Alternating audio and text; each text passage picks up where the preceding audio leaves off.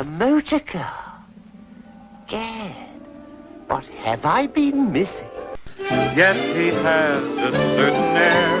Debonair and devil may care. It's the new schoolmaster. What's his name? Ichabod, Ichabod Crane. Welcome back to Disney Marvels for week of October 4th, 2020. This is episode 104. Disney Marvels, a show about Disney, Marvel, Lucasfilm, Muppets, Pixar, 20th Century, the parks, and much, much more. If it has to do with Disney, it's fair game. I'm your host, Matthew Graken. We'll be back after these messages from our friends and sponsors. Hey Matthew, Jim Hill here. I do the Marvelous Disney podcast with Aaron Adams over at the Jim Hill Media Podcast Network. I know, very humble sounding name. Anyway, I really enjoy what you've been doing over on the Disney Marvels podcast, but as you probably already noticed, the Marvel Us Disney and the Disney Marvels podcast names are very, very similar, which is why I imagine I keep getting mail for you. That's actually why I'm calling today. I wanted to know what you'd like me to do with all of these Yankee Candle catalogs, so please get back to me. And keep up the great work with the Disney Marvels podcast. Thank you for those kind words, Jim. And make sure to check out Jim Hill on the Marvel Us Disney podcast with Aaron Adams to find out all sorts of wonderful things about Disney, well, Marvel, particularly what's going on with them. And Jim, those catalogs, I'll make sure to give you the forwarding address. And unless if you want to order something, go right ahead. And once again, make sure to check out Marvel Us Disney with Jim Hill and Aaron Adams, wherever you find or listen to your podcasts. Ichabod and Mr. Toad. Ichabod. Boom, boom, boom, boom, boom, boom, boom, boom, boom. Ichabod and Mr. Toad. In the 40s, because of the times, what was going on, the war particularly, Disney had to change the way that he made movies. The animated movies particularly. He could not just make a full-length production like he did with Snow White, Cinderella, Pinocchio, Dumbo, so many of those other movies. He had to change things up because, well, the war was going on. Money was tight. His staff was tight because a lot of effort was now being put into the war effort. So they started to do what they called package films, or eventually would become called package films. And these films, you had Melody Time, The Three Caballeros, Make Mine Music, and The Adventures of Ichabod and Mr. Toad. Strangely enough, the last movie came out October 5th, 1949. Some 71 years ago. So to celebrate the 71st anniversary of this beloved film, and strangely enough, because it is October, and we have Halloween coming up in so many days, I figured I'd just give you some fun facts about the adventures of Ichabod and Mr. Toad. A film that, if you haven't seen it, is kind of bizarre in the way that it works together, because you have the more horrific, scarier elements of Ichabod, The Adventures of Ichabod. But then you have the more whimsical end of Mr. Toad. Two completely different novels, two completely different stories, one being a short story, one being a novel. One being American and one being British, though both written in England. Go figure. So what do we know about... Let's start off with the beginning. And the Adventures of Ichabod. Ichabod Crane. Or, as most people know it, the story of the Headless Horseman. This film was narrated... It was narrated by Bing Crosby. The other part, actually, Adventures of Mr. Toad, is narrated by Basil Rathbone. Both were casted in the film to increase the audience's appeal. Crosby being one of the most commercially successful singers of the 30s and to the 50s. He had also acted in several films and already won an Oscar. And Basil Rathbone was better known for his starring roles in the film's series about Sherlock Holmes, which he made 14 films released between 1939 and 1946, which, strangely enough, a lot of those were actually by 20th Century Fox Studios, which, well, we know what happened with that. Some of them were made by Universal. But Walt Disney was intimately involved in the adventures of Ichabod Crane's section. To capture the feeling of the location and sense of the background traditions of Ichabod Crane's, Walt personally ventured to Tarrytown region on the Hudson River in New York State. The filmmakers also researched the music of the colonial period to ensure the film's historical accuracy. Following World War II, the cost, as I mentioned, of making feature films had diminished, so the studio decided to make featurettes and bundled them together. It bundled it with Window to Willows, which they'd been working on since the early 40s and never was able to fully finish because of everything going on.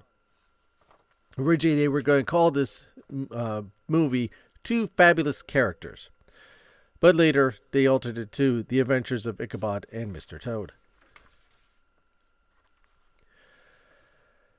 The vivacious Katharina has a look-alike. The superstitious schoolmaster Ichabod, largely animated by Disney legend Frank Thomas, looked unlike any other character Disney ever produced on screen before this time. The paramour, however, looked decisively more familiar. In fact, animators used the model of Grace Martin from the Martins and the Coys sequence of Make Mine Music for Katrina. They also both resembled Slewfoot Sue in the Pecos Bill short. Bing Crosby viewed the project as a labor of love. He actually had his choral group from his radio program, the Rhythmarines, on his with him to record 3 songs for Ichabod Crane's episodes. In addition to narrating the film, he made the recordings of the songs "The Headless Horseman," "A Family Affair."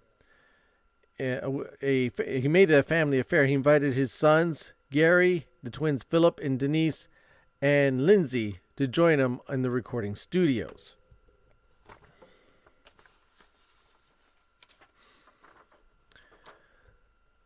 Many wonder about the history of the Headless Horseman.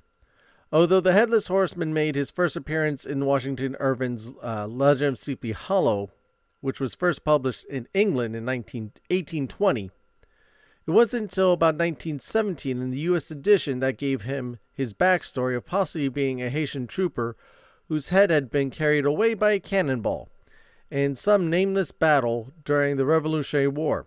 Since Haitian troopers fought for the British, the rumors surrounding the Headless Horseman's past would have made Ichabod Cranes particularly weary of the menacing figure. While the characters are fictional, the places, the names, and landmarks depicted in the Legend of Sleepy Hollow are mostly factual.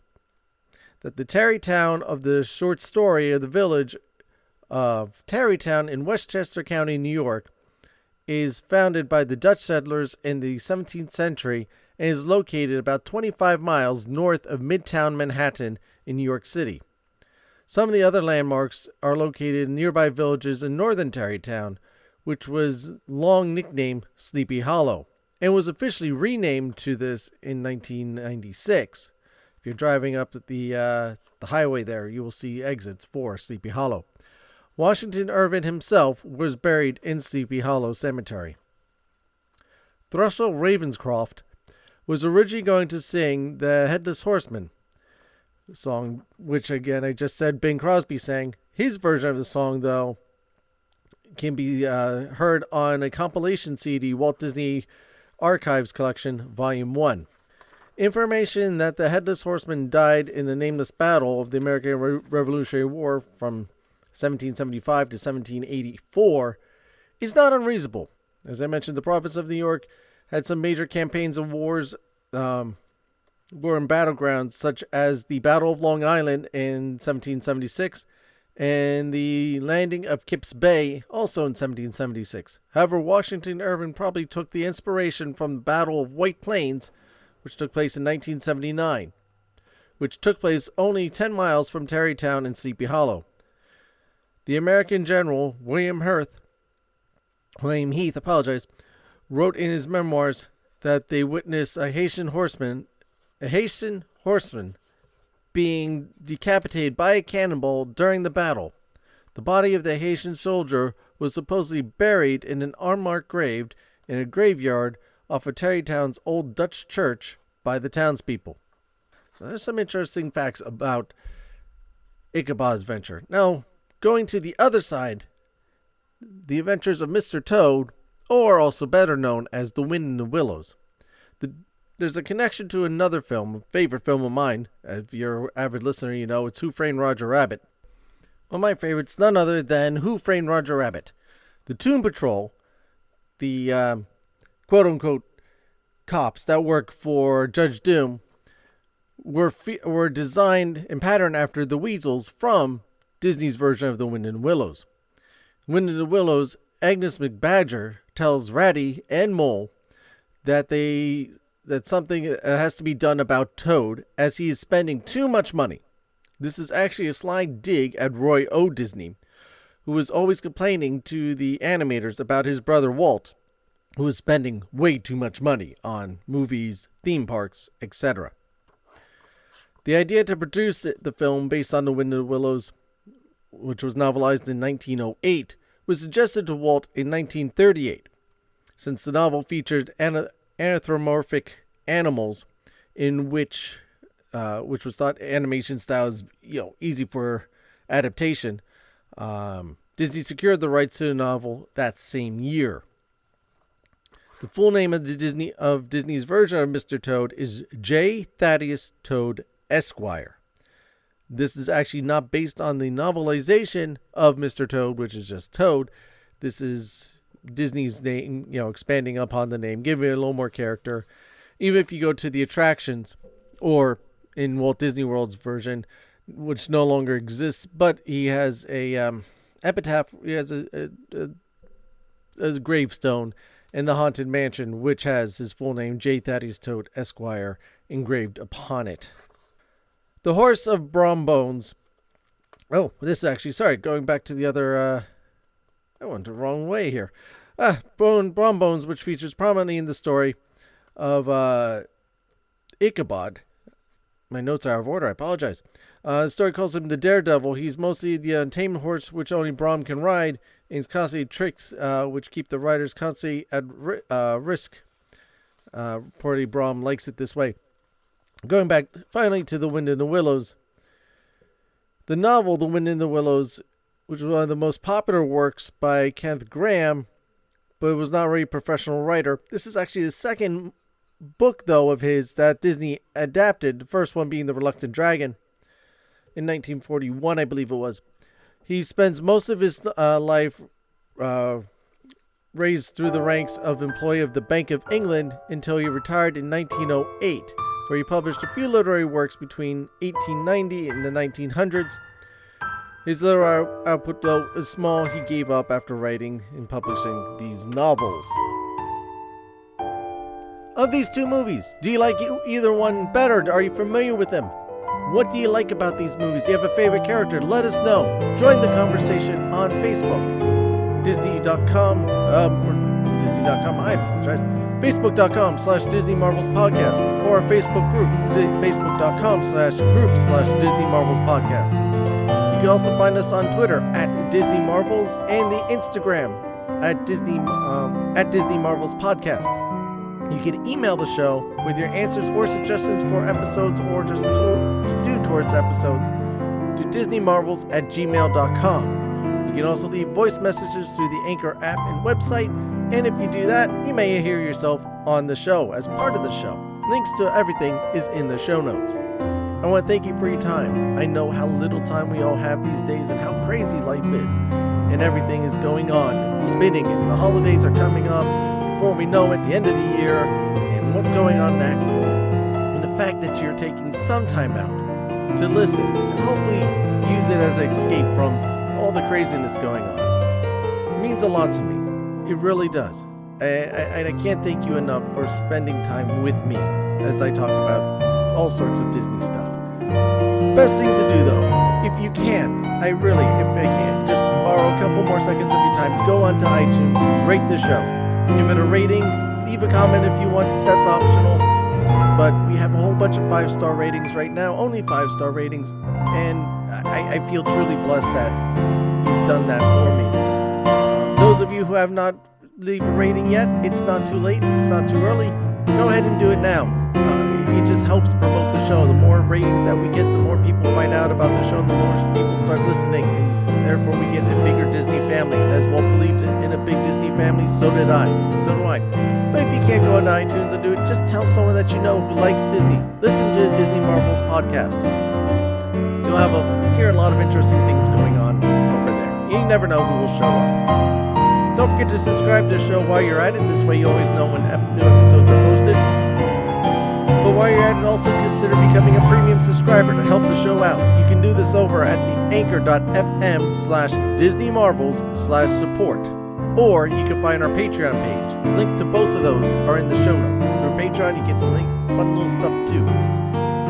Whatever you're facing out there, no matter how difficult, how impossible things are, how much life is bearing down on you, it just seems impossible. Please, don't give up. Don't give up on yourself. No matter how dark things seem, there is a light within you. Grab hold and embrace that light, because it will lift you and it will shine the path in the way for you. Follow the light unto greatness. Be your own hero. Never give up. Never give up. I'd like to end this week's episode with a quote from Walt Disney himself. Films stimulate children to read books on many subjects. Again, that was Walt Disney. Thank you again for listening, and I'll see you next time.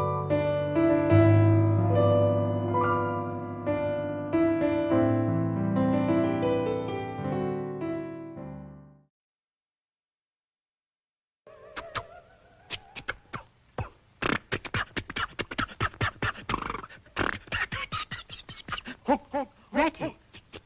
It isn't. He hasn't. It is, and he has.